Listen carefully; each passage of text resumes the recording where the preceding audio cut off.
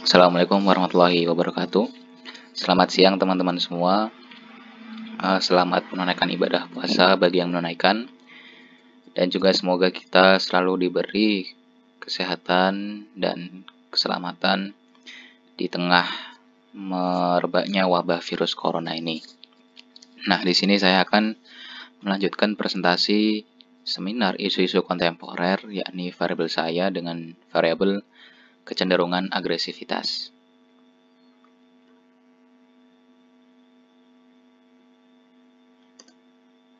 Oke, langsung saja ke bagian yang pertama, definisi agresivitas.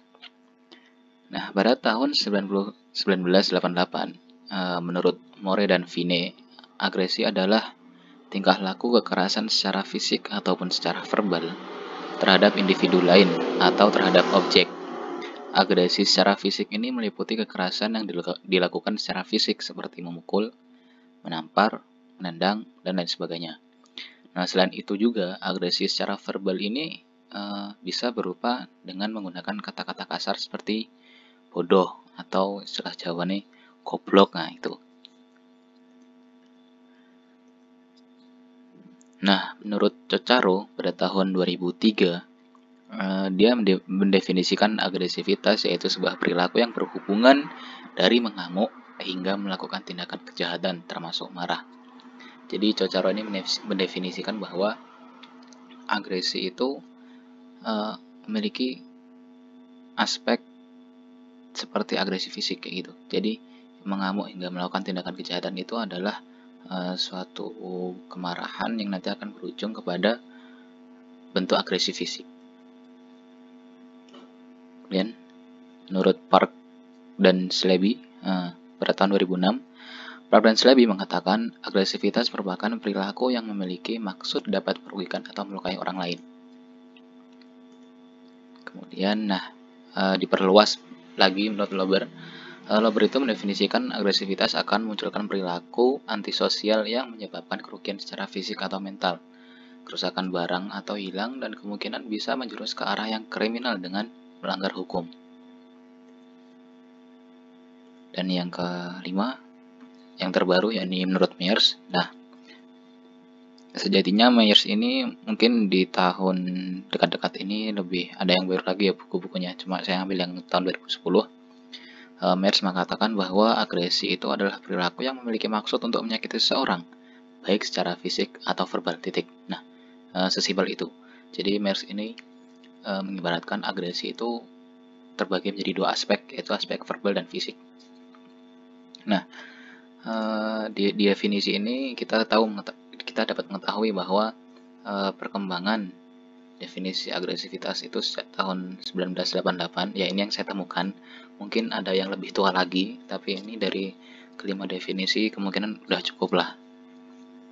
1988 hingga 2010, bahkan kemungkinan ada yang lebih terbaru lagi dari 2010.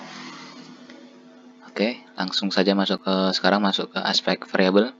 Nah, di aspek variabel ini saya mengambil bukan dari Myers tapi dari penelitian dari tokoh lain, yaitu Bush dan Perry 1992. Jadi Bush dan Perry ini membagi aspek agresivitas itu menjadi 4. Yang pertama adalah verbal, kemudian fisik, kemudian kemarahan, dan permusuhan. Nah, sebenarnya aspek variabel agresivitas ini banyak sekali yang nantinya ada di slide selanjutnya, tapi tidak saya cantumkan di sini karena di sini saya mengambil ke salah satu tokoh aja, karena nantinya penelitian saya itu adalah penelitian kuantitatif dan saya lebih merujuk kepada teorinya Bush dan Perry terhadap aspek variabelnya. Oke, langsung saja yang fisik. Aspek fisik yaitu dilakukan dengan menyerang secara fisik dengan tujuan untuk melukai atau membahayakan seseorang. Nah, tadi sudah disebutkan di definisi awal seperti memukul, menampar, menendang, dan lain sebagainya. Ya, teman-teman punya gambaran sendirilah aspek fisik itu yang seperti apa. Kemudian verbal dengan kata-kata. Ya, verbal itu dengan kata-kata. Agresi verbal itu dapat berupa umpatan, sindiran, fitnah, dan sarkasme. Woi, nah, wah, sialan, nah, ngumpat, kemudian menyindir, fitnah, dan sarkasme. Kemudian kemarahan. Nah, agresi tidak langsung itu berupa perasaan benci kepada orang lain. Jadi kita benci terhadap orang lain itu ya udah termasuk agresi, tapi bentuknya adalah dalam aspek kemarahan. Masih berupa perasaan intinya. Kemudian yang terakhir yaitu permusuhan. Nah, permusuhan ini adalah komponen kognitif dalam agresivitas yang terdiri atas perasaan ingin menyakiti dan ketidakadilan.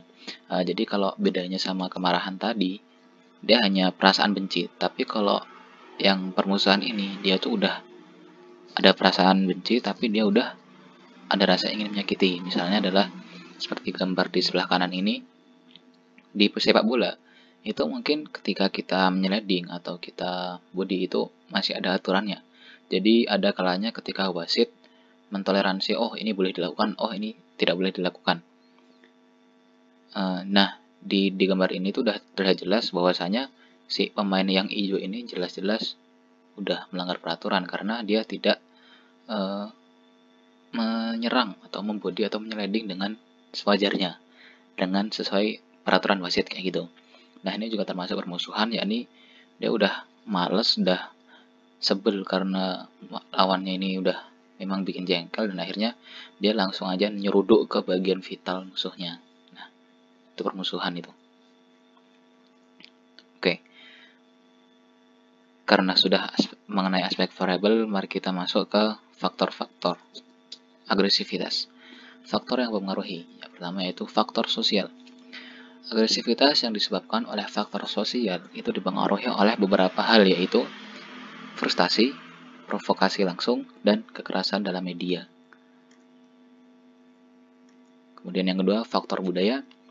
Agresivitas yang disebabkan oleh faktor budaya itu dipengaruhi oleh beberapa hal, yaitu kehormatan pada budaya itu sendiri, kesemburan seksual, dan peran pada laki-laki. Nah, beberapa norma di sebuah negara itu memperbolehkan adanya agresivitas atas nama kehormatan. Sebagai contoh di film, banyak tema film Asia yang bercerita tentang perkelahian di antara pendekar untuk mengetahui siapa yang lebih hebat. Atau kita juga bisa melihat contoh nyatanya tentang perang antar budaya yang ada di Indonesia. Nah, itu udah jelas karena faktor budaya. Kemudian yang ketiga yaitu faktor pribadi. Nah, agresivitas yang disebabkan oleh faktor pribadi itu dipengaruhi oleh beberapa hal, yaitu kepribadian dirinya, apakah dia emang orangnya sensi atau enggak. Yang kedua narsis, dan yang ketiga perbedaan jenis kelamin. Dan di perbedaan jenis kelamin ini banyak penelitian yang menyatakan bahwa laki-laki itu lebih agresif daripada perempuan. Oke, yang keempat, faktor situasi. Nah, agresivitas yang disebabkan oleh faktor situasi ini dipengaruhi oleh dua hal, yaitu suhu dan alkohol. Kita udah tahu lah, alkohol itu membuat kita sensi. Nah, kalau kita udah mabuk itu kan, apa yang kita hadapi itu kita akan brutal menghadapinya. Jadi maksudnya respon kita akan brutal dan kita seperti nggak sadar diri dan kehilangan kendali. Nah, itu yang dimaksudkan dengan faktor situasi alkohol. Nah, kemudian di sini ada juga yang menyebutkan bahwasanya suhu itu juga menjadi faktor yang mempengaruhi. Nah, terkait dengan suhu ini, dari beberapa hasil penelitian dilaporkan bahwa ada hubungan antara agresivitas dengan suhu yang panas. Ini penelitian yang dilakukan oleh Anderson, yakni dalam buku Baron dan Branscombe tahun 2012. Oke, sekarang kita melangkah ke penelitian yang terkait. Nah, penelitian yang terkait ini sebenarnya tadi di awal saya sudah menyatakan beberapa penelitian yang terkait dengan agresivitas. Contohnya tadi barusan saja yaitu suhu. Kemudian juga sebenarnya ada banyak, tapi di sini saya akan memaparkan 3 dari banyaknya penelitian itu. Oke, yang pertama, ada penelitian tentang hubungan kecenderungan agresi terhadap iklim sekolah. Menurut hasil penelitian Berners pada tahun 2012, Diketahui bahwa terdapat hubungan yang signifikan antara kecenderungan agresivitas siswa dengan iklim sekolah. Artinya, semakin baik iklim sekolah, akan semakin rendah tingkat kecenderungan agresivitas yang terjadi. Sebaliknya, semakin buruk iklim sekolah, akan semakin tinggi tingkat kecenderungan agresivitas siswa. Jadi di sini iklim sekolah itu sangat mempengaruhi, nggak sangat sih, nggak tahu sangat atau nggak, mempengaruhi tingkat kecenderungan agresivitas siswanya. Bagaimana iklim sekolah yang terjadi, apakah teman-temannya anggota geng atau sebaliknya anggota rohis, nah kayak gitu. Kemudian penelitian yang kedua, kecenderungan agresi siswa pada pola asuh. Nah, pada penelitian Novita tahun 2012 menyatakan bahwa terdapat perbedaan yang signifikan antara siswa yang diasuh dengan pola asuh otoriter, demokratis, dan permisif. Dengan nilai rata-rata siswa yang diasuh dengan pola asuh otoriter itu memiliki agresivitas yang lebih tinggi jika dibandingkan dengan siswa yang diasuh dengan pola asuh permisif dan demokratis.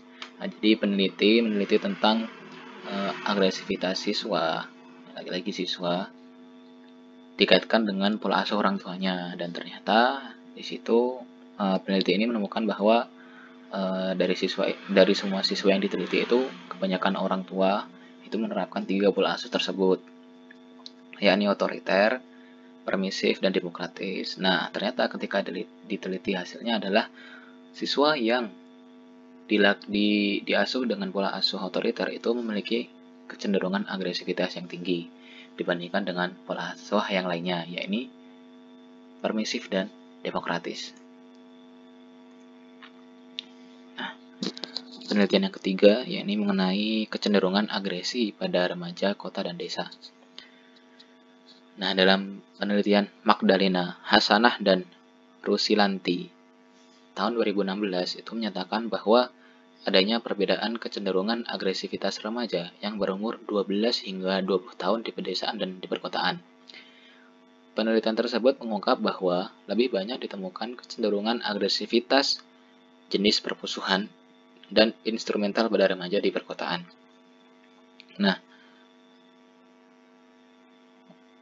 di sini kita dapat menyimpulkan bahwa penelitian ini merupakan penelitian komparasi di mana peneliti membandingkan agresi remaja di desa versus agresi remaja yang di kota dan desa kayak gitu.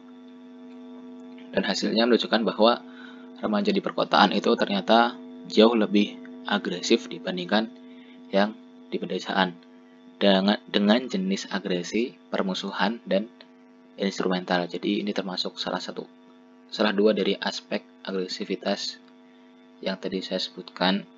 Dan di sini kita menemukan aspek yang baru, yaitu aspek instrumental. Nah, ini saya lupa siapa yang mengatakan ada aspek ini. Yang jelas saya tidak mengambil ini karena bagi saya 4 itu udah cukup, 4 yang tadi.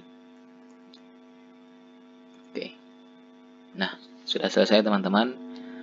Sekian presentasi dari saya. Apabila Anda masukkan, kritikan, atau saran, langsung saja komen di Google Classroom. Apabila ada salah kata, mau dimaafkan. Dan selamat siang, selamat menunaikan ibadah puasa. Terima kasih. Assalamualaikum warahmatullahi wabarakatuh.